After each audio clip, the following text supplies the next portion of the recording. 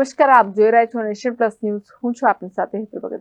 Rajkot ST વિભાગે જૂનાગઢની લીલી પરિક્રમા દરમિયાન દોડાવવામાં આવી રહેલી વધારાની 350 ટ્રીપોના કારણે 19 લાખની વધારાની આવક થઈ છે. રાજકોટ એસટી વિભાગ દ્વારા વિવિધ તહેવારો માટેની સ્પેશિયલ ટ્રીપો દોડાવવામાં આવતી હોય છે, જેનો લાભ મોટી સંખ્યામાં મુસાફરો લેતા હોય છે. હાલમાં દિવાળી દરમિયાન પણ એસટી વિભાગે ફરવાના સ્થળોએ અનેક વધારાની ટ્રીપો દોડાવતા સારી આવક થઈ છે. બાદમાં હવે જૂનાગઢની લીલી પરિક્રમા દરમિયાન દોડાવવામાં આવેલી વધારાની 350 ટ્રીપોનો પણ 34,000થી વધુ મુસાફરોએ લાભ લીધો હતો, જેને પગલે એસટીને કુલ 19 લાખની વધારાની આવક થઈ છે. Report Nation Plus news, Rajkot.